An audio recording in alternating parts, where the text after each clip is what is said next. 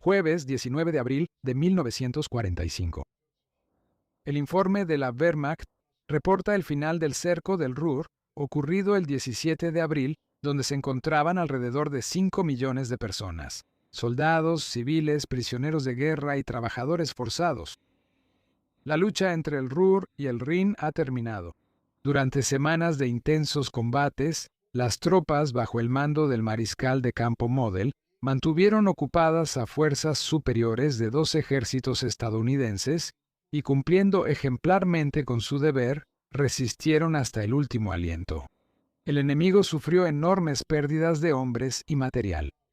En el Harz central y bajo, nuestras tropas resisten la fuerte ofensiva de los estadounidenses. El enemigo sufrió, en partes de la región de Bergisches Land y cerca de Düsseldorf y Duisburgo, hasta el día 21, en abril, se ofreció resistencia, pero con la captura de la mayoría de los oficiales del Estado Mayor. El grupo de ejércitos B, dirigido por el mariscal de campo Model, en el valle de Schwarzbach, en la zona de Ratingen, había dejado de ser una fuerza de asalto, con los restos de sus 2 ejércitos, rodeados por el grupo de ejércitos delineado en azul.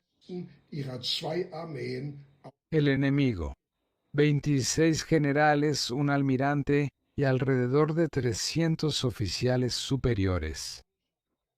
En cuanto a las grandes unidades, se trata de que alrededor de 325.000 hombres habían caído prisioneros. Entre las grandes unidades está el 15º Ejército, mostrado en verde claro, bajo el mando del general de infantería Gustavo Adolfo von Sangen, con el 74º Cuerpo de Ejército y el 81. Tropas de von Sangen con el 74º Cuerpo de Ejército y el 81, el 5º mostrado en color lila. El ejército blindado bajo el coronel general Joseph Habe, con el 12º, el Cuerpo de Ejército SS, que sufrió pérdidas, y el 80º Cuerpo de Ejército. Además estaba el destacamento de ejército marcado en verde oscuro de Ludwitz, con el 47º Cuerpo Panzer, así como las tropas de asalto de Unterharz.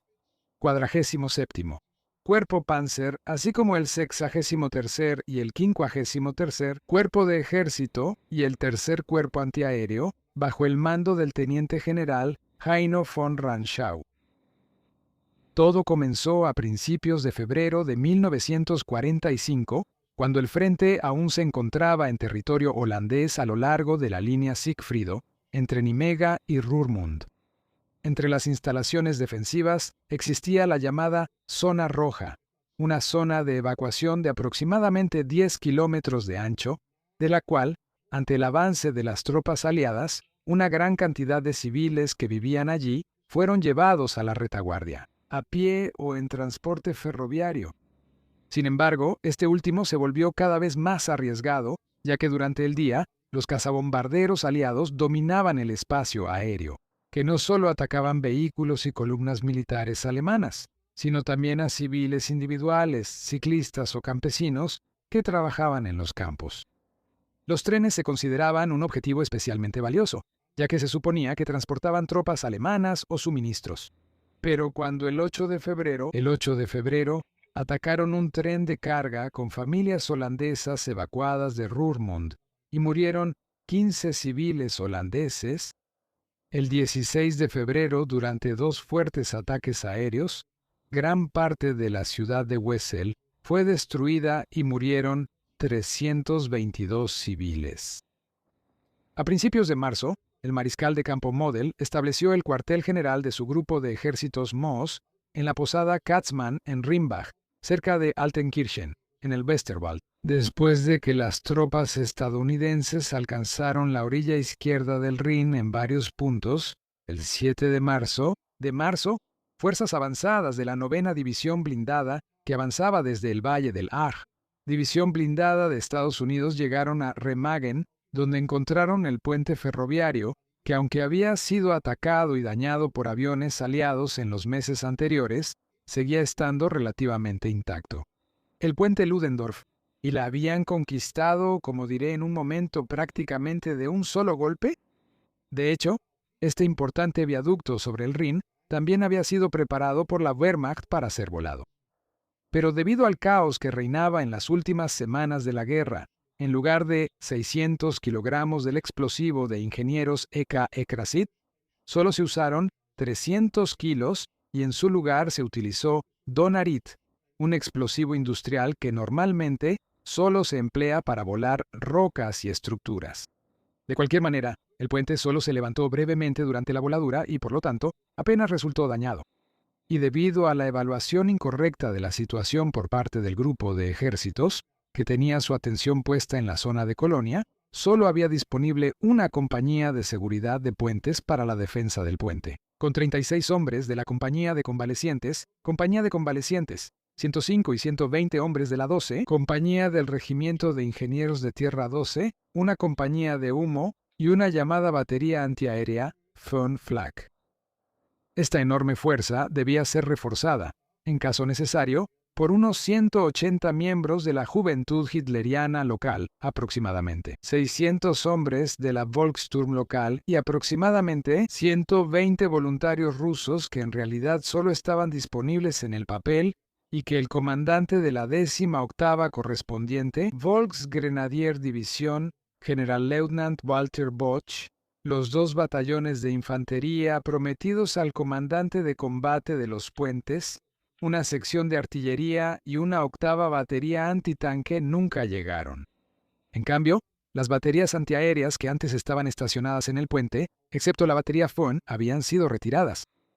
De todos modos, después del fallido intento de destruir el puente Ludendorff y su posterior captura por los estadounidenses el 7 de marzo, por orden de Hitler, entró en funcionamiento el recién establecido llamado Tribunal Sumario Itinerante del Oeste, bajo el mando del general de división Rudolf Hübner, quien no tenía conocimientos jurídicos, y acusaron al comandante de combate designado para la defensa del puente, el mayor Hans Scheller, quien, sin embargo, no pudo asumir el mando debido a la situación poco clara. Al jefe de la compañía de ingenieros estacionada en Remagen, el mayor August Kraft, quien a su vez estaba subordinado al también acusado mayor Herbert Strobel, comandante del Estado Mayor del Regimiento de Ingenieros Mod 51, y al teniente primero de la Luftwaffe, Karl-Heinz Peters, líder de una batería equipada con lanzadores Henschel HHS 297, Föhn en la unidad de instrucción y pruebas antiaéreas 900R. Este joven oficial había sido condenado porque sus lanzadores secretos de misiles antiaéreos no los destruyó ante los estadounidenses, sino que intentó llevarlos al otro lado del Rin. Sin embargo, algunos de los dispositivos Von habían sido capturados por los estadounidenses. Después de que el Tribunal Sumario Itinerante del Oeste deliberara durante 3 días en restaurantes de Rimbach y Oberirsen, todos los oficiales considerados responsables fueron condenados a muerte en sentencias jurídicamente insostenibles. Aquí la publicación en el parte de la Wehrmacht. El 13 de marzo, Scheller y Peters fueron fusilados en este bosque cerca de Rimbach y Kraft y Strobel el 14 en Oberirsen. También el comandante responsable del puente y líder del Volkssturm local, capitán de reserva, Willy Bradtke, había sido condenado a muerte, pero evitó la ejecución porque antes cayó prisionero de guerra de los estadounidenses. De cualquier manera, a partir del 7 de marzo, el lado alemán intentó de manera masiva, entre otras cosas usando el UM-2, según fuentes estadounidenses, con 367 ataques aéreos de la Luftwaffe, artillería pesada y el uso de buzos de combate, hacer que el puente Ludendorff finalmente colapsara. Sin embargo, 4 buzos de combate fueron capturados y la artillería antiaérea estadounidense logró derribar 26 aviones alemanes. Pasó hasta el 17 de marzo cuando el puente, que ya había sido alcanzado varias veces, finalmente colapsó. Según una fuente oficial estadounidense, 28 soldados estadounidenses murieron y 93 resultaron heridos, mientras que según una fuente alemana, fueron 32 los muertos. Sin embargo, como para entonces 6 divisiones estadounidenses ya habían cruzado el puente y se habían construido varios puentes flotantes, el puente Ludendorff ya no jugó ningún papel en el curso posterior de la guerra. El fanático de la resistencia, el civil y ministro de propaganda, Joseph Goebbels, anotó en su diario el 4 de marzo, "No señales de luz. Solo con tales medidas podemos salvar al Reich". Le ruego encarecidamente al Führer que continúe con sus medidas en este estilo, para que finalmente nuestros oficiales superiores sean obligados a obedecer. Y el mariscal de campo Kesselring, quien fue nombrado comandante supremo del oeste desde el 11 de marzo, aquí después de su captura por soldados estadounidenses, el día 10, en mayo, cerca de Berchtesgaden, hizo público el veredicto contra los oficiales responsables del puente de Remagen mediante una orden del día. Ordeno nuevamente que cada caso de fracaso sea revisado y resuelto judicialmente de la manera más rápida posible, exigiendo de los tribunales militares la máxima severidad y dureza. Y el Generalfeldmarschall Model, cuyo Estado Mayor también fue culpable por la mala evaluación de la situación general, contribuyendo al desorden de órdenes y situación en el puente. Escribió en la orden diaria del Grupo de Ejércitos sobre el veredicto del Tribunal Militar Volante del Oeste. Quien teme a la muerte con honor, muere con vergüenza. Regresamos al 7 de marzo al puente Ludendorff en Remagen, que solo estaba levemente dañado. Cuando el comandante de la compañía A del 27 llegó al viaducto temprano en la tarde, batallón de panzergranaderos de la 9ª de los Estados Unidos. Cuando el teniente Karl Heinrich Timmermann de Panzervisión comprobó que la estructura estaba intacta, tomó la iniciativa de inmediato, asaltó el puente apenas defendido con sus soldados y envió el informe. Tenemos un puente intacto sobre el Rin en el punto de control 15. ¿Debo mantener esta cabeza de puente en espera de una nueva misión al sur? Tenemos una compañía al otro lado. Sin embargo, este épico cuadro de batalla, pintado de manera grandiosa, surgió más bien de la fantasía del artista, al igual que la impresión publicada en 1945 por el Departamento de Guerra de Estados Unidos. Aquí se ven los prisioneros alemanes capturados de las tropas sin ninguna posibilidad que defendían el puente. La toma de este puente por parte de los estadounidenses, a diferencia de lo que dicen algunos informes, no fue decisiva para la guerra debido a la superioridad técnica del ejército estadounidense sobre el derrotado ejército alemán, sino que fue simplemente otro episodio de los combates en territorio alemán al final de la guerra. En cambio, alrededor del campo de prisioneros de guerra llamado la Milla de Oro, ubicado entre Remagen y Sinzig, siempre circulan rumores sobre los cuales no quiero profundizar.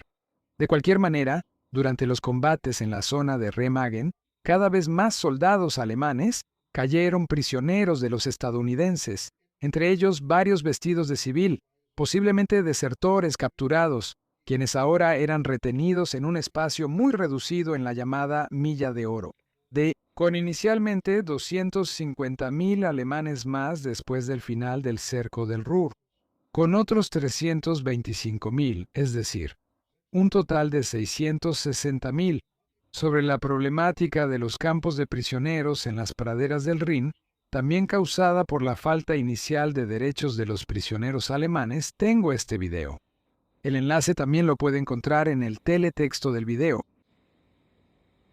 El conquistador del puente, Timmermann, cuyo abuelo Arnold Timmermann emigró en 1869 con su familia desde Twistringen, al suroeste de Bremen, a Estados Unidos, y se estableció en Nebraska, estaba el 19 de junio de 1922, había nacido en Frankfurt am Main, Niederrad, donde su padre John era soldado de ocupación estadounidense. Sin embargo, él se había ausentado sin permiso de la tropa para disfrutar del Dolce Vita. Conoció y se enamoró bailando de la señorita María Francisca Weisbecker, y el 15 de abril de 1922 se casó en Frankfurt-Höchst. En 1924, él se fue de regreso a Estados Unidos con su familia.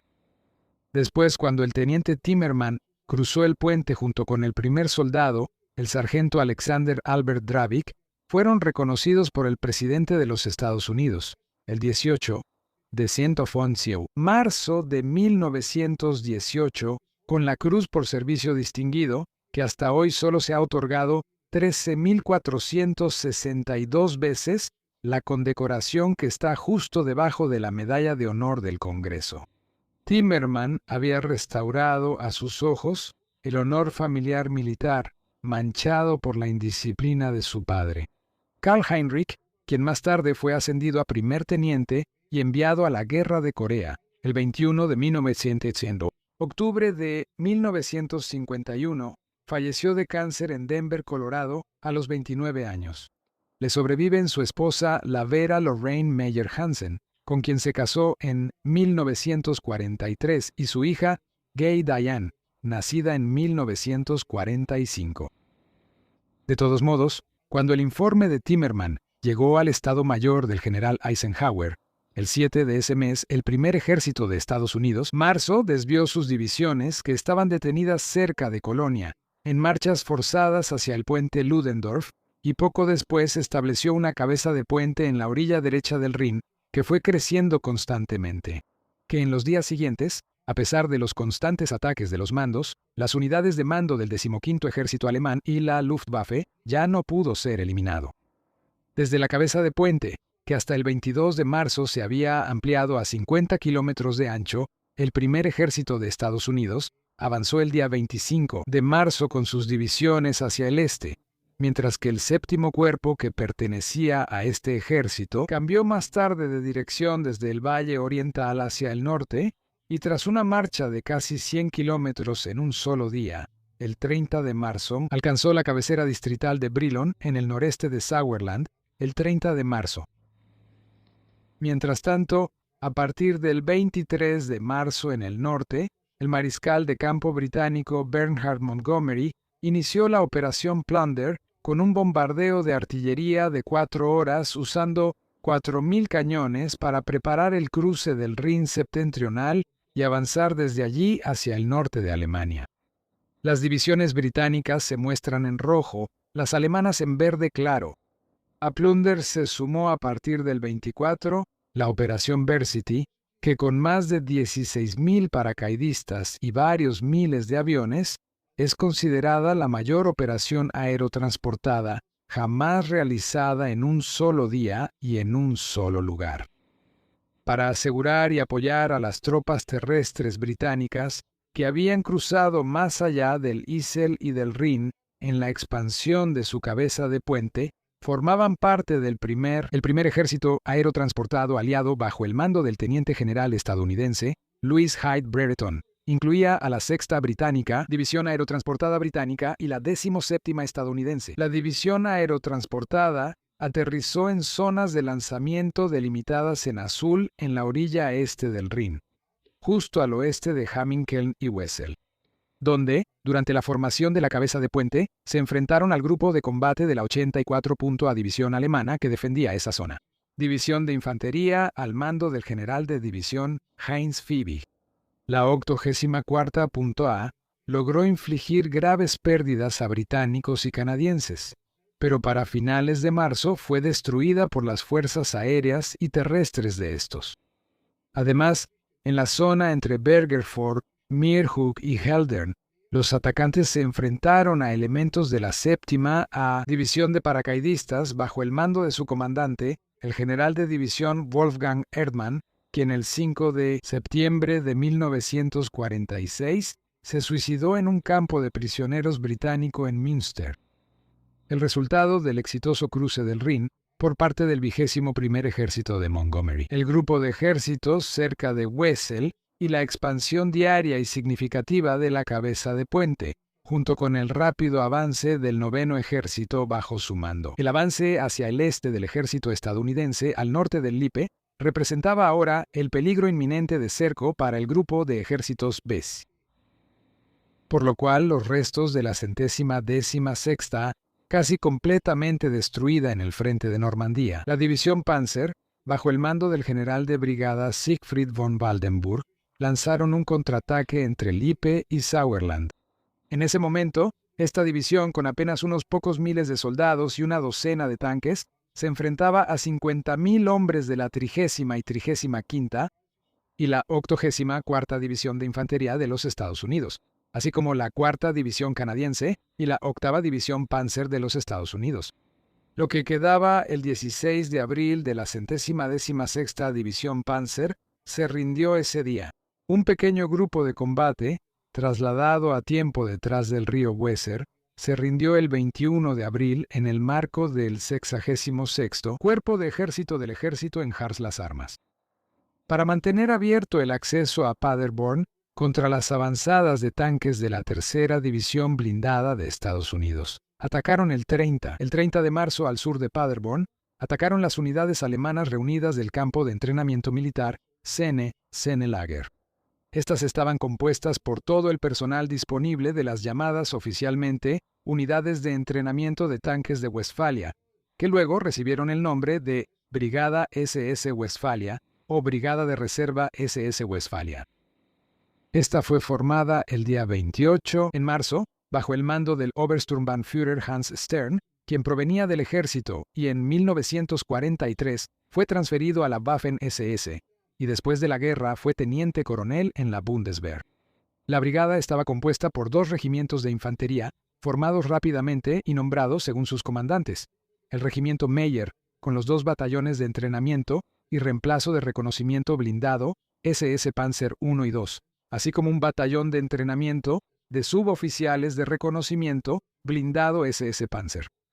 El segundo regimiento, Holzer, con 3 batallones, estaba dirigido por el Obersturmbannführer Friedrich Holzer y provenía del regimiento de entrenamiento y reemplazo de Panzer SS en Augsdorf. A esto se sumaron 2 compañías con Tiger, 2 del batallón pesado de tanques 507, aquí en septiembre de 1944, antes de su traslado a Hungría. Como es habitual, cuando se trata de cifras sobre unidades alemanas, los números varían mucho. Según una fuente estadounidense, la brigada contaba con aproximadamente 60 tanques de los tipos Tiger y Panther. Según otra fuente, más precisa, solo tenía 15 viejos tanques de entrenamiento, Panzer III, 3 cazatanques y, en la segunda y tercera compañía del batallón pesado de tanques, 507, 21, Tiger II. Durante los intensos combates al sur de Paderborn, el día 30, el comandante de la Tercera División Blindada de Estados Unidos, el general de división Morris Rose, cayó en combate como el oficial estadounidense de más alto rango en el teatro de operaciones europeo. Rose, quien junto con su ayudante, el mayor Robert Bellinger, y el conductor, el sargento técnico quinto Glenn Sharns, se topó al anochecer con tanques de la Brigada Westfalia durante un reconocimiento en su jeep cerca del castillo de Hamborn, en las cercanías de Kirchborchen. Intentó huir y chocó contra un árbol. En lugar de rendirse y levantar los brazos, aparentemente hizo un movimiento en falso, que parecía como si intentara sacar su pistola, y entonces fue abatido por un tanque. El comandante del tanque le disparó, ya que, por supuesto, no sabía a quién tenía delante en ese jeep solitario. Sus 2 acompañantes, que habían soltado a tiempo sus cinturones con las armas y se habían puesto a cubierto, lograron escapar. La prensa estadounidense inventó una historia inventada sobre la muerte del general Rose, en la que no vale la pena profundizar. Además, hay especulaciones sobre el asesinato de compañeros de guerra alemanes, prisioneros, por soldados estadounidenses cerca del castillo de Hamborn. Así lo relata el exteniente coronel de la Bundeswehr y escritor militar Ulrich Saft en su libro Guerra en la Patria hasta el amargo final en el Harz, de un testimonio ocular que afirmó que soldados estadounidenses, sin orden y de manera espontánea, dispararon y mataron a 8 soldados de las Waffen-SS que habían sido capturados poco antes. Como posible motivo, Saft menciona la muerte del general y las grandes pérdidas de los estadounidenses en los días anteriores. Sin embargo, después de que la misión de la Brigada Westfalen fracasó y Paderborn tuvo que ser abandonada, los restos de la brigada, a partir del 31 de marzo, comenzaron su retirada hasta el río Weser, enfrentándose repetidamente en combates con la Tercera División Blindada de Estados Unidos que los perseguía. Mientras tanto, a partir del 25 de marzo, la división Panzer-Lehr, que había sido reconstituida en el campo de entrenamiento de Senne-Lager tras su costosa participación en Normandía, bajo el mando del general de división Horst Niemack, marchó a través del Hochsauerland, intentando romper hacia el este el cerco que se estaba formando. después de que Niemak, quien más tarde sería general de brigada de reserva de la Bundeswehr, resultara gravemente herido. A partir del 3 de abril, el coronel Paul Freyer von Hauser, originario de Graz, asumió el mando de la división Panzerlehr. A ellos se unieron los restos de la 9ª División Panzer, cuyo comandante, el general de división Harald Freyer von Elberfeld, el 6 de marzo, cayó durante los intensos combates callejeros en Colonia y ahora estaba al mando del coronel Helmut Sollenkopf, así como la 3ª División Panzergrenadier bajo el mando del general Walter Denkert. Sin embargo, todos los esfuerzos fueron inútiles, ya que la fuerza aérea aliada, que dominaba absolutamente el espacio aéreo, destruía cualquier movimiento de las 3 formaciones alemanas hacia el sureste de Winterberg. Luego, el 1 de abril, al este de Lippstadt, se encontraron las unidades más avanzadas del 9º Ejército de los Estados Unidos y del 1º Ejército de los Estados Unidos, con lo cual ahora el grupo de ejércitos B, junto con los restos de al menos 20 divisiones en total, quedó cercado. Sin embargo, las fuerzas estadounidenses se tomaron su tiempo para liquidar el cerco y primero posicionaron 18 divisiones perfectamente equipadas, sin debilitar por ello su avance hacia el centro de Alemania. Mientras tanto, las tropas estadounidenses totalmente motorizadas avanzaban lentamente al principio en las montañas del Sauerland, luchando contra pequeñas unidades alemanas, pero en las llanuras del norte avanzaban más rápido. El 4 de abril, debido a la resistencia de la ciudad tras 3 días de bombardeo de artillería y ataques aéreos, la 8ª División, que atacaba desde el lado oriental del cerco, conquistó la ciudad. La división blindada estadounidense tomó la pequeña ciudad de Erwitte. El castillo ubicado en este lugar sirvió durante el Tercer Reich como centro de formación del Frente Alemán del Trabajo y del NSDAP. Además, Erwitte, que debía ser defendida por 2 compañías de la 116ª Panzerdivisión, Waffen-SS, unidades de Flak y Volkssturm, debía ser defendida en el cruce estratégicamente importante de las entonces Reichsstraße 1 y 56 Centesian. Las unidades de Volkssturm estaban compuestas por miembros del llamado Freikorps Sauerland, que fue formado después del anuncio de la creación del Volkssturm alemán en septiembre de 1944 por el Gauleiter de Westfalia Sur, Alberto Hoffmann, y comprendía al menos una docena de batallones de Volkssturm, de los cuales los que fueron desplegados en el Bolsón del Ruhr sufrieron en parte pérdidas considerables. Después de la conquista de Erwitte, las unidades blindadas estadounidenses avanzaron ahora hacia el sur, oeste y noroeste, penetrando profundamente en el Bolsón en un amplio frente. Mientras tanto, la 7ª División blindada de Estados Unidos avanzaba por el valle del Möhne hacia el noroeste. Todos los intentos de fuga y los contraataques alemanes fracasaron ante la abrumadora superioridad de las tropas estadounidenses. Mientras que a partir del 6 de abril el frente del cerco fue lentamente comprimido desde todos los lados, otras fuertes unidades estadounidenses avanzaron desde el norte por Hamm y desde el sur por Ludenscheid hacia el cerco, amenazando con dividirlo.